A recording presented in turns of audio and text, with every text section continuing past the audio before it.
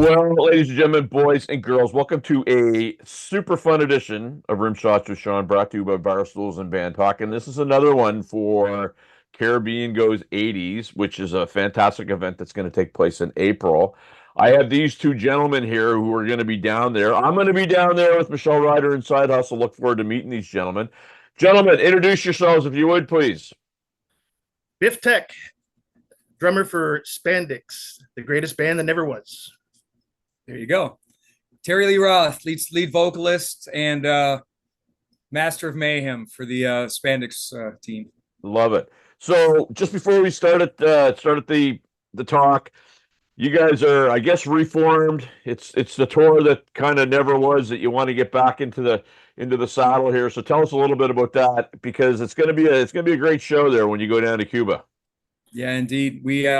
I'll take this one. We were actually kicking around the Sunset Strip back in around the mid '80s, and we had a lot of heat happening at the time, as most of us with the hair did back then. And we were picking up some good tours going around. We were out on the road with Ozzy, Motley Crue, Bon Jovi, all of these guys. Things were happening. Then this guy decides he had a thing for Nikki Sixx's girlfriend in Motley Crue. Hooks up. Guess what? Who got blacklisted? These guys. So it's always a drummer. I'm a drummer, bud, so I can relate. We're all hands. That's well, right. And sometimes other things, right? That's right. Things happen. So so things sort of deteriorated after that, and we all went our separate ways. Now we're doing a big comeback tour. We've been on the road for about a year and a half, and we're looking forward to keeping the rock rolling. Right on. So, I mean, look, if you're gonna piss anybody off in the business, you might as well swing for the fences and make it Mr. Six, because absolutely, we all know that few can hold a grudge like Mr. Nicky Sixx. So, has there been any things that have taken place there that you've had to deal with over the last while? The last little bit, not so much, but back then, I mean, we got kicked right off the tour. We couldn't even book ourselves anywhere, so we just kind of went and did our thing. I think Terry was a Walmart greeter for a while, and I was sweeping floors at the schools. One of the guys was a full-time escort for a little bit. Yeah. I think that was Dix, our bass player there. It was Nicky Dix, our bass player. Yeah. Well, so did Nicky have an issue with the fact that your bass player, and did your bass player have his name before Nicky had his name? He did. He definitely did. Right. So that you know what, that probably started the whole thing. Could have been. I mean, there is jealousy there, obviously, when you see Nicky and some other people that like to take the crown from him. So there's a little bit, definitely professional jealousy there for sure. Well, hey, you know what? We'll throw it out there. We'll get this out of the way because people will ask. We have to say it. Do you guys use backing tracks? Absolutely not. All right. So there's another thing that Nicky's going to be mad at you for, man. You're stacking the deck here. We're lucky we could operate this computer to get on to talk to you. Never mind backing tracks. Well, there you go, man. That's all good. So Caribbean rocks the 80s. You obviously got on their radar. I know some people that went last year. This year it's going to be at a brand new resort. From what I understand, about 800 people can fit in this hotel. It's beautiful. It's a great time of year for weather. It's not too hot. What can people expect when they get down there out of you guys? Party central, man. It's we're all about the party. We bring it on stage, we bring it off stage. We're going to be firing on all cylinders going down there. We actually got to fly from LA into Canada to get to Cuba, because of course you can't fly into Cuba from the US. So we actually got to take a hopper flight in to get this done. But we're stoked. We bring it 110 every show. Anybody that's ever attended a Spandixx show will tell you that. We leave everything up there on that stage and more. I think the only thing we might have to save a little bit of bucks, we might throw our bass player in a dinghy, send them on the way to Florida. Always a bass player, because they never carry gear. They never do what they're asked, so it's always a bass player. See how many bottles of Jack we can fit in the dinghy, so we can, I don't know what the Jack. We got them covered. We got them. We're always prepared. I don't know. Well, hey, it was in Cuba, but hopefully they have lots. Well, and when we get to Cuba, I tell you what, fellas. So when I was there, they have chocolate tequila. So I'll challenge you all to a shot when we're down there. We will have some fun.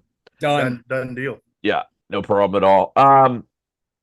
So you mentioned high energy show. What are some of the things, genre of music that you guys play is my absolute favorite. I mean, people kind of give me a hard time about it. I don't care. As you see, I've done my part to send Gene and Paul's kids to university. That's right. I love what you guys are doing. What can people expect out of the show when they get down there? Well, we're playing the best of the best. Honest opinion, for me, I think we got two of the best shredders in the business, Tracy Starr and Richie Shrambora. You're going to see a lot of hot guitar solos, dueling solos, and just a high energy show. Terry brings it every night, so we're not getting any younger, but the crowd makes us feel younger. So we're stoked to show Cuba what we got. Yeah, Well, I mean, sorry, what's that, Terry? So we hit the gas pretty hard. We there's no easing into it with us. We come out like most bands end the night. We just did we flew into Canada so 3 weeks ago, I guess. I think so, yeah. About 3 weeks ago, we flew in and we did a rib fest here in Moncton there in New Brunswick. And we didn't know what to expect. And we had over 2,500 people for that. That's and amazing. The place went completely insane. If I felt like 1988 again.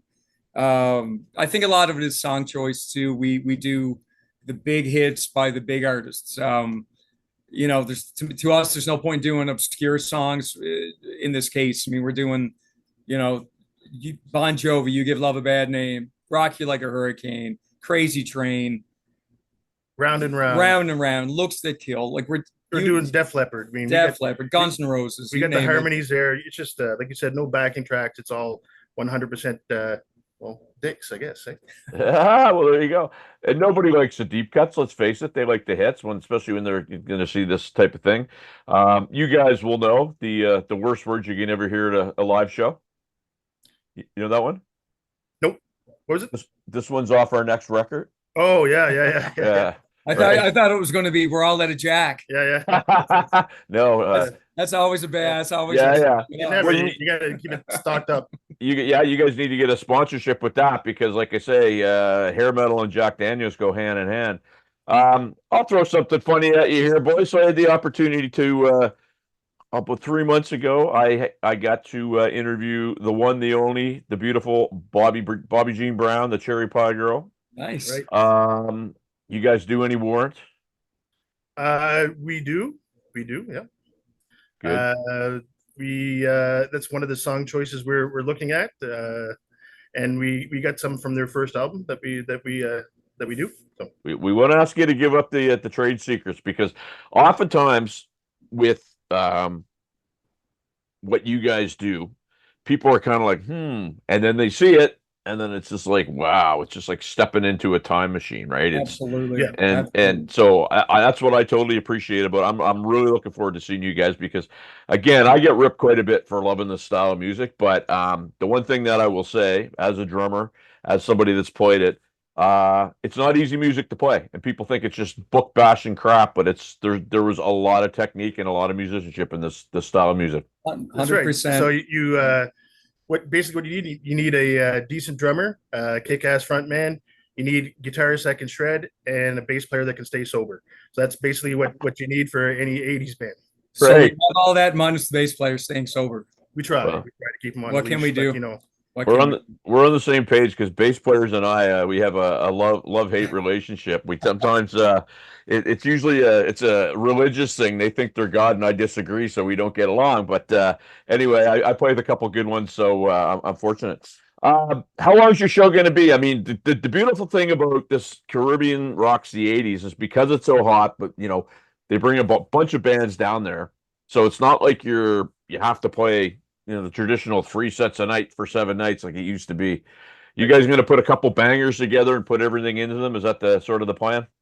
Yeah, like for Rib Fest, we did a 2-hour show, start to finish. There was no breaks. I don't even think there was any ballads in that show. No. It was just on the gas the whole time. So I mean, usually we do. To be truthful, we play a bit longer than most. We usually do about a 3-hour show. Yeah, a little bit long. Yep. Roughly with really no breaks. I mean, we're there to play, and so basically, it's really up to the organizers if they want us to do a couple separate events. We're down. If you want us to do a big 3-hour show. That's cool. I think we're scheduled for a 2-hour show, though, is what we're scheduled for. So, but things can change. Yeah, and if it's just a 2-hour show, then it's going to be one hell of a 2-hour show. I didn't get to go down there with the group last year. I went a week later. I just went on vacation. But what everybody that I know that went told me that one of the coolest parts was all the musicians getting to hang out. Right. Because we all know that we don't get to do that because everybody plays. And you guys looking forward to some jams and doing some things like that? Absolutely. Yeah, we love hanging out with other musos. It's we're a rare breed. Anybody that gets out there and does this, the general population don't quite understand the effort and the work and the time and what it takes to go in to put on a show. Well, you can always spot them because they're the ones with their arms crossed at the back of the room, right? So we just ignore those. We just ignore those people. Well, they serve a purpose, though. They serve a purpose because, they seem to think that they're there to rattle you, and when they figure out that you don't care, then they just either leave or start to have a good time. So it's kind of fun. Yeah, exactly. Yeah. I think that's the big thing with us. We've actually this go around now from back in the day when we were doing it. We're drawing in a lot of a younger crowd, which is kind of weird to us to some degree. I think like at our last bar gig we played at, I would say it was a fairly small bar, so I think we had probably 250, 300 people sold out, which was still fantastic. And I would say a large portion was actually people under the age of like 25 in that ballpark. They weren't even born back when these songs in the came era. Out, but they knew them. But they knew the songs, and I think it's if you were there, you want to relive it because it was such a fun time. Yeah. And if you weren't, you want to experience it because it's such a crazy, fun, wild experience to have. And I think that's lacking in a lot of music these days. I think the excitement isn't quite there the way it used to be in that era. Well, I would agree. Terry has the perfect line. The 80s was the party, and the 90s was the hangover. Well, and indeed, because I I always make a joke that it sucks being rich and famous, so I'm just gonna hate myself for being miserable. I mean, that was the 90s to me, right? Which is too bad. But to your point, I mean, I can still remember, I was in high school and I think grade 10 when Slippery When Wet came out. I remember bombing around the Halifax Commons with my buddy in his Chevette, drinking beer when we shouldn't be drinking beer, listening to Never Say Goodbye and all that stuff, right?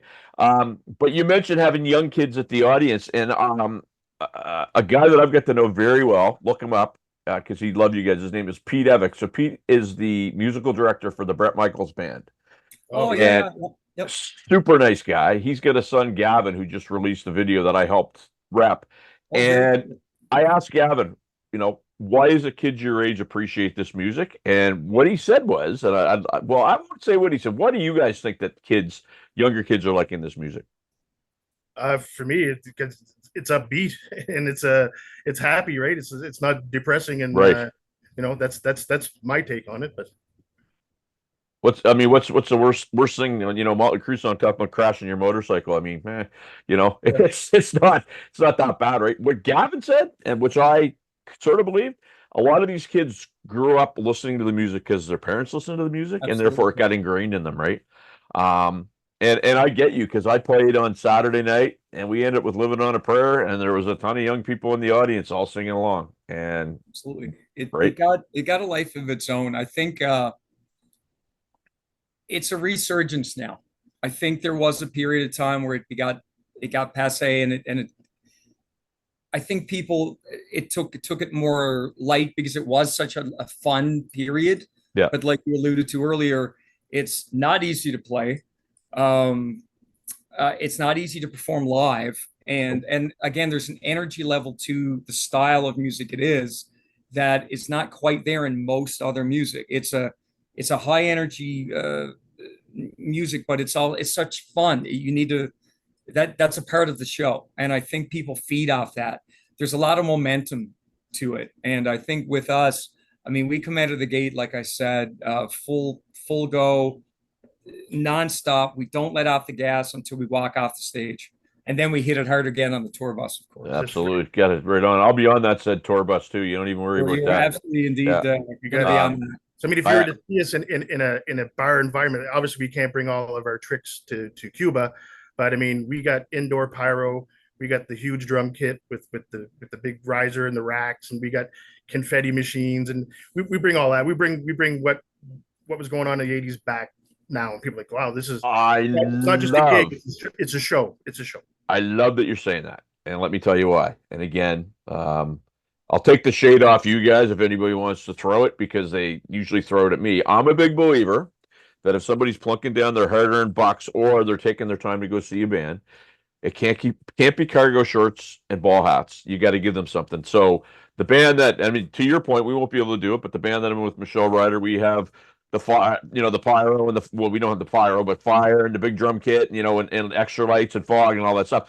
I love the fact that you guys are doing that, and hopefully I get a chance to see you guys somewhere before we go to Cuba, because that type of thing is a throwback to when I first started going to the bars, where if you weren't doing that, you didn't play, right? Right. And you got to bring those things. Like you said, nowadays, people want to be entertained. They don't want to be just sitting there watching someone sing about anything. They want to be like, wow, they want to come back and say, hey, we got our money's worth, and we're going again, right? So, well, I think at the end of the day, I mean, you can sit at home and listen to an album or a CD, or, well, depending on how old you are, an MP3 or whatever you're listening to.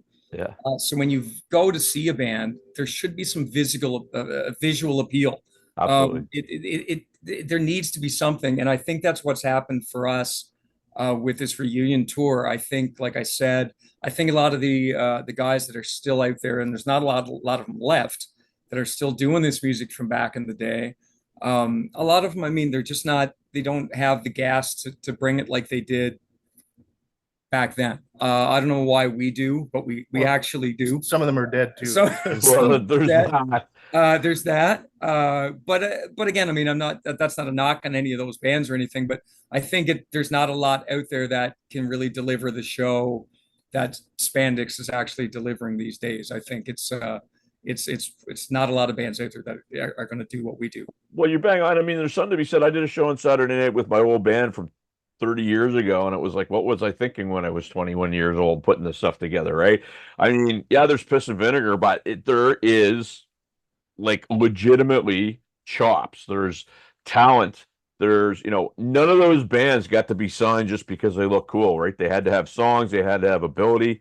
Right. There was little things like, you would hear things coming out now where there was like guest musicians or float-in musicians that played on stuff, but it's a genre of music that I think stands up to anything, period. And they wrote their own music. They wrote their own lyrics. They didn't have any ghostwriters, and that's the thing you're going to see about us. We don't cut any corners. Like again, to point the fingers at our axe slingers, they're playing stuff note for note, and you see these solos, and you just go, what the hell did I just see? And it's sometimes we get caught up watching them, right? Yeah, absolutely. I mean, the guys are phenomenal. They're both gunslingers, and again, I mean, I listen to all kinds of music just because I did this for I'm a child of the '80s or '70s, grew up in the '80s, and we started Spandixx back in, what year did we start this thing? I don't know, 82 maybe. 82, I think when we originally started. But back then, I mean, those players are in a genre on their own. I mean, most of these guys are untouchable. You can take any of the '90s players; most of them couldn't hold a candle to even the B-level players of the hair bands. Let's be realistic. You're bang on. You're bang on. And the one thing too about that the hair metal that I loved, I was listening to something that was probably 2015, 2016 recorded. And it sounded so precise. It was a real drummer, but you could just tell it was Pro Tooled to death because it was just machine-like. And, it did, some of that had good production, but it had a human element too. It had groove, it had vibe, it had fun. It didn't have, like, you didn't feel like some guy was in the studio cranking your knuckles with a ruler to get the parts right. You know what I mean? So this is going to be good, man. You guys are good. You're gonna bring some tunes down there. I think people are going to have a great time. We're going to have to confer that we don't do any of the same songs when we get down there. We'll do that ahead of time. So, but in the meantime, a lot of time between now and then. It will creep up on us fast. Where do my viewers and the Caribbean Goes 80s folks find out about Spandixx? Right on our Facebook page. You just got to type in facebook.com/Spandixx, Spandixx. And that's how I found you, because Dennis, what he gave me was 100% wrong. So thanks for that, Dennis, but we'll get it right. We'll get it right. Gentlemen, thank you so much. Anything you want to add before we call it a day here? No, man. We're wrapping up what's up your alley tour this year. So next year, starting with Cuba, it's going to be just the tip tour. So that's we're looking forward to that. That could be the most important part, but that's for another episode, fellas. Right. It is indeed. Yeah, no, we're looking forward to it. We can't wait. Cuba's going to be a blast. We're actually flying into Canada for anybody that's around into the Moncton. It's Moncton, Brunswick, right? Yeah. Moncton, New Brunswick, August 10th. We're actually headlining the Harley Davidson Festival, which is downtown Moncton outside the stadium. It's going to be a massive show, free concert for all the city and Harley Davidson riders. So lots of leather and rock and roll. So it'll be biker chicks and biker babes. I may need to see if I'm available that day and get there. That'll August 10th, Saturday night. It's going to be a blast. But this is just all warm ups for Cuba. We're really excited. We've obviously never been to Cuba before, being American, and it's going to be an absolute blast. And of course, it's for a great cause. Well, bring your American money, because they love it down there. You got it. All right, gents. Thanks so much. Thank you, man. Caribbean Goes 80s. We're just getting started.